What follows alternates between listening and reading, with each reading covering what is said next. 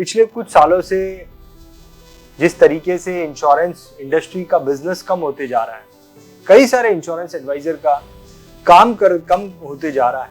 उनका ये कहना था कि गुजरात के एक शहर का उस शहर में आज से 10 साल पहले 160 एमडीआरटी हुआ करते थे, लेकिन आज इस साल में 2026 में नवंबर महीना हो गया है, लेकिन सिर्फ 16 एमडीआरटी हुए हैं। सिर्फ 16 एमडीआरटी। परसेंटेज ऑफ बिजनेस जो है वो 90% कम हो गया। कुदरत का भी नियम है और समाज का भी नियम है, जहाँ ग्रोथ हो वहाँ लोग टिकेंगे। और लोग ऐसा भी नहीं है कि छोड़ के गए हैं।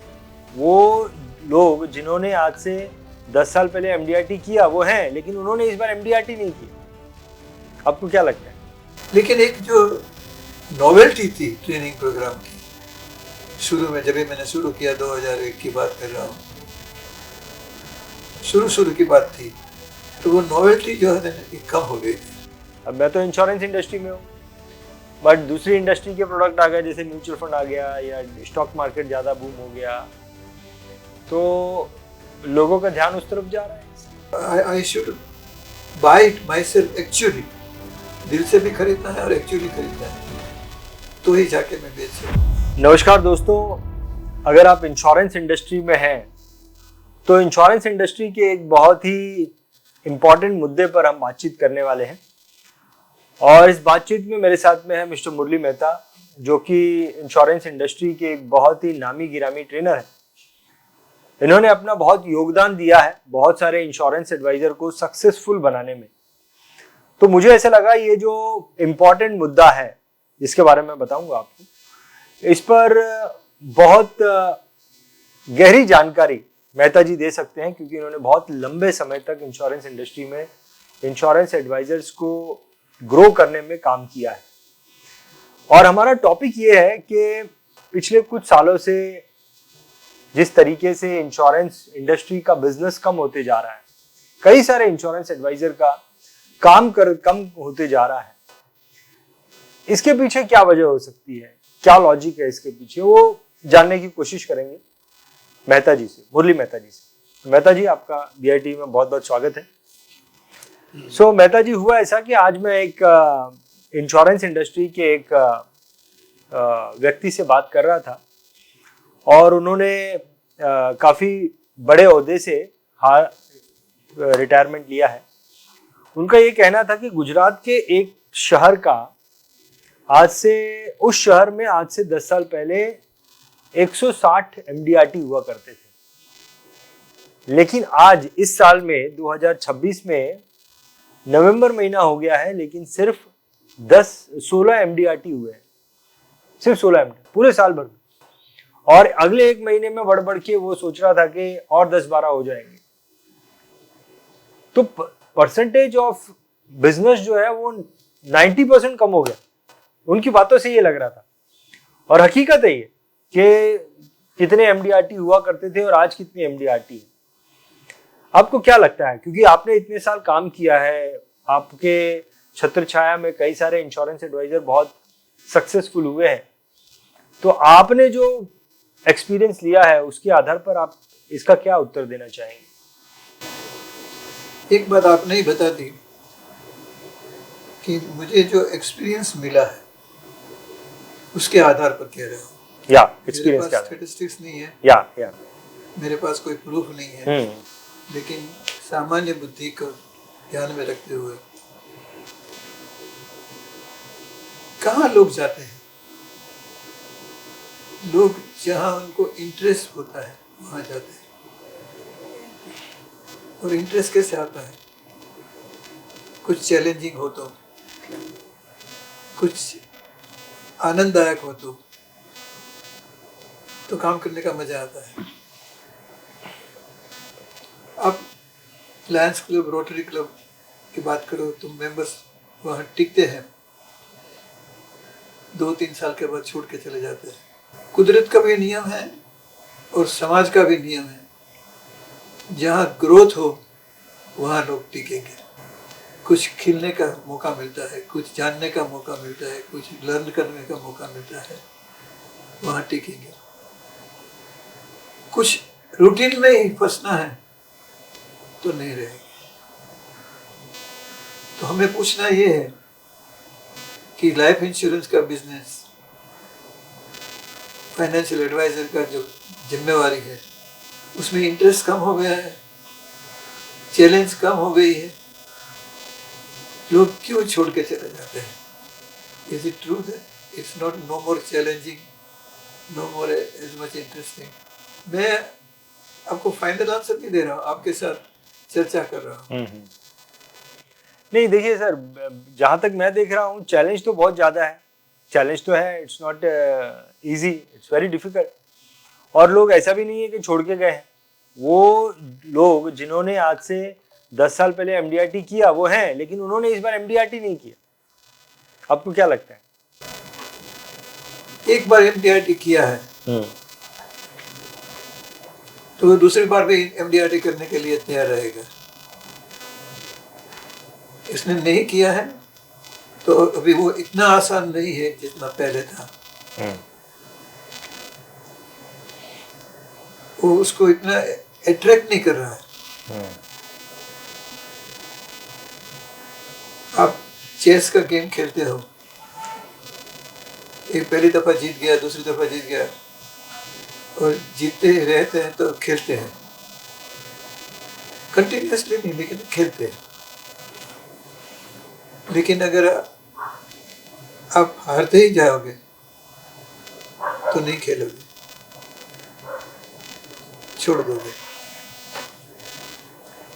तो ये उनको दिक्कत वाला लगता है, मुश्किल लगता है, इसलिए वो।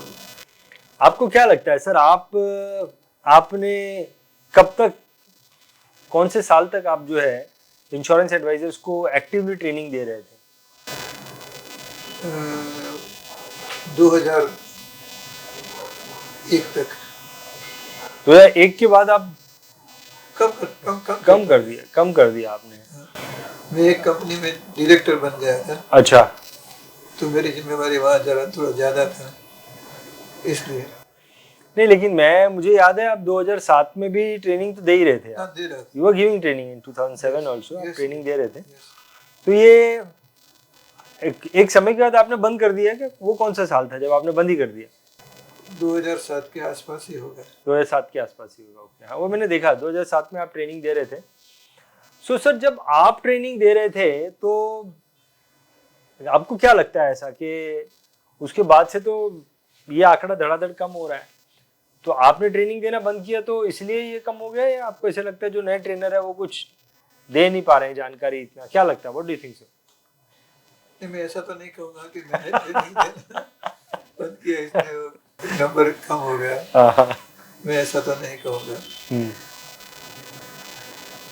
लेकिन एक जो नॉवेल्टी थी ट्रेनिंग प्रोग्राम की, शुरू में जब मैंने शुरू किया, 2001 की बात कर रहा हूँ, शुरू की बात थी, तो वो नॉवेल्टी जो है ना कम हो गई। क्या सीखेंगे, क्या मिलेगा, वो उन्होंने पहले 5-6 साल में पा लिया था, तो वो थोड़ा कम हो गया। जो एनर्जी चाहिए इंश्योरेंस एडवाइजर को, जो नयापन चाहिए, क्या वो नहीं मिल पा रहा आपको लगता है? ऐसा यू सेड इट, नयापन और एनर्जी दोनों।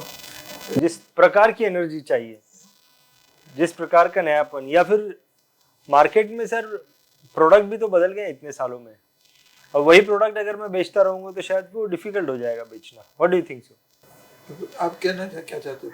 प्रोडक्ट बदल गए, मार्केट में नई चीजें आ गई है ना। अभी मैं एक जो प्रोडक्ट लेके बेच रहा था आज से 15 साल पहले, 20 साल पहले, अभी तो प्रोडक्ट भी तो बहुत सारे नए आ गए ना, नए प्रोडक्ट्स आ गए मार्केट में। तो इट्स इंटरेस्टिंग ना, नए प्रोडक्ट आ गए, लेकिन मैं वो बेच नहीं रहा हूँ। I am selling my old product only, I am not selling my old new product of other industry, financial industry. अब मैं तो इंश्योरेंस इंडस्ट्री में हूँ, बट दूसरी इंडस्ट्री के प्रोडक्ट आ गए, जैसे म्यूचुअल फंड आ गया या स्टॉक मार्केट ज़्यादा बूम हो गया, तो लोगों का ध्यान उस तरफ जा रहा है। People don't want to buy this product, ऐसा भी हो सकता है। एनर्जी तो पूरी है, नॉलेज तो पूरा है, बट मेरा प्रोडक्ट उससे तालमेल नहीं खा रहा है। What do you think? मैं वही चीज बेच सकता हूँ जो मैं दिल से खरीदता हूँ।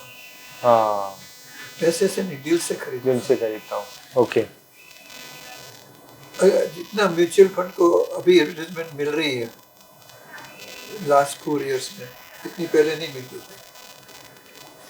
और जो नई प्रोडक्ट्स आई वो मुझे बहुत पसंद होनी चाहिए। I should be in love with those products. बहुत बढ़िया। और I should buy it my self actually. दिल से भी खरीदना है और एक्चुअली खरीदना है, तो ही जाके मैं बेच सकूँ। नहीं तो नहीं बेच सकता। ये बहुत बड़ी बात है, बहुत बड़ी बात है। तो यही क्वेश्चन जो है उस इंश्योरेंस एडवाइजर को अपने मन में सोचना चाहिए कि अगर मैं खुद दिल से बाय कर रहा हूँ ये प्रोडक्ट तो बिकेगा, मैंने खुद ही दिल से बाय नहीं कर रहा हूँ तो नहीं बिकेगा। That is the thing.